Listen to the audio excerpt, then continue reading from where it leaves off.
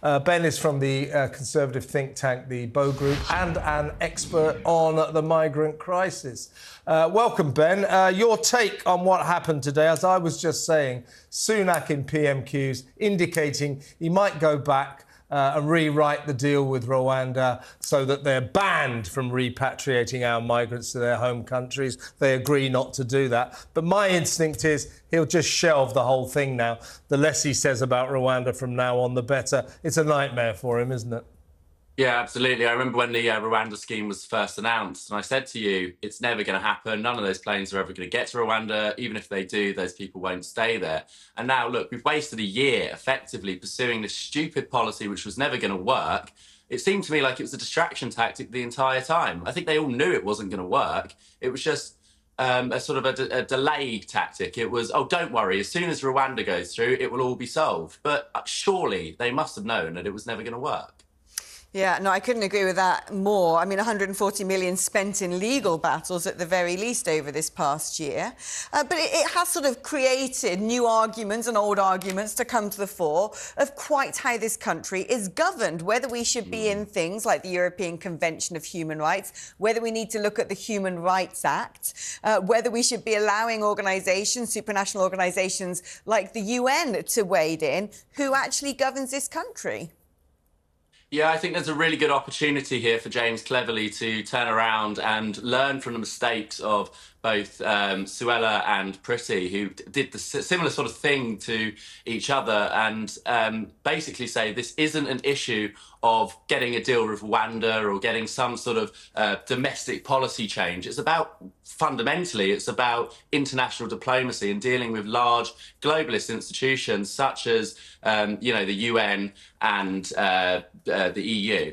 And when you look at things like the ECHR, which are the main blockade to us removing these people in the first place, that's what should be addressed. Get rid of the ECHR, scrap the Human Rights Act, focus on return deals with these countries, which are actually matters of diplomacy, not matters of domestic law, and then you might have a chance of getting to grips with the issue. But unfortunately, we've spent the past year wasting our time trying to pass things through the House of Commons, which, even if passed, wouldn't achieve what they want to.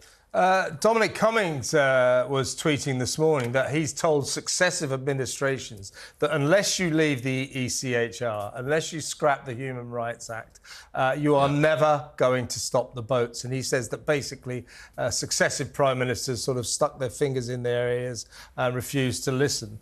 And of course, Suella Braverman's letter last night accused the Prime Minister of magical thinking, just sort of basically hoping that the Rwanda scheme will get approval when deep down he probably knew it wouldn't. And Suella and Dominic reveal, or they allege, they accuse all of these prime ministers, all of these administrations of not really being committed to stop the boats. In the end, Rishi, Boris, possibly Theresa May before, maybe even David Cameron, never really cared about the migrant crisis. Yeah, I think that might be right. If you look at what Suella said, she said that Rishi promised to do absolutely anything necessary to stop the boats. And she said, effectively, well, you know that if you scrap the Human Rights Act and withdraw from the ECHR, that will go a long way to resolving it. So why haven't you done that? You've effectively lied if you said that you'll do anything, but then stop short of doing that. Look, anyone who's been aware of what's going on in this issue for a few years now knows that it comes down to the ECHR and the Human Rights Act. Those are the two major blockades to actually getting anything done. So it does baffle me that they sort of put their fingers in their ears, as you say, and basically, I think they take the British public for mugs, really, when they pretend that they don't know that that's the solution. I think everyone else does. I mean, does this not come down to, at the end of the day, a party that can't govern itself, let alone govern the country? I remember discussions about leaving the ECHR back when we were signing up to the Lisbon Treaty in around 2009. We've had a Conservative government this whole time, and the fight seems to constantly be within the party rather than the party being able to get behind one thing and get it done.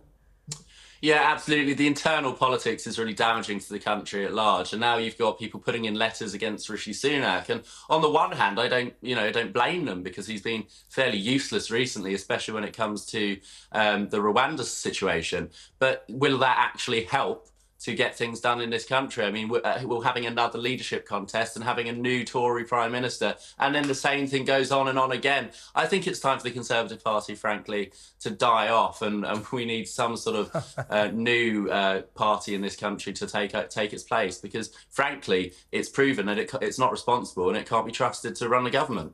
Well, nobody needs to kill off the Tory party. They're perfectly capable of committing suicide, which is what they seem to be doing right now. We're hearing that Rishi Sunak will give a press conference, address the nation, if you like, at 4:45 this afternoon. And this will revolve around Suella's accusation that he didn't have a plan B for the ruling that happened today. He said, you know, you just hoped it might get approval, and if it didn't get approval, you should have made plans, and you haven't. So far, as I said earlier, his plan B, which it looks as if he cooked up over coffee this morning, is, oh, well, we might sort of like go back to Rwanda and do a deal with them in which they'll have to promise not to repatriate our migrants. And what I'm thinking about here, Ben, as well, as we discuss all of this, I mean, even if this plan did get the go-ahead and, you know, we managed to get a plane off the ground, we're only talking about a few hundred, aren't we? This does seem to be a lot of fuss about nothing. Yeah, this is the problem. You know, Suella's correct that he didn't really have a plan B, but even plan A was not, you know, very effective. Even if it had gone the way he wanted, you're talking about a few hundred people. And then you've also got the issue of the fact that like the ruling, all it would have established is that it was legal in principle. It wouldn't have ruled that it was legal for each and every one of the migrants that you then want to put on a plane to Rwanda. Each of those would have had a right to turn around and challenge their deportation on individual basis. So they could, you know, effectively, you know, rig the system, as it were, keep the delay tactics going, and most people would never actually get sent abroad.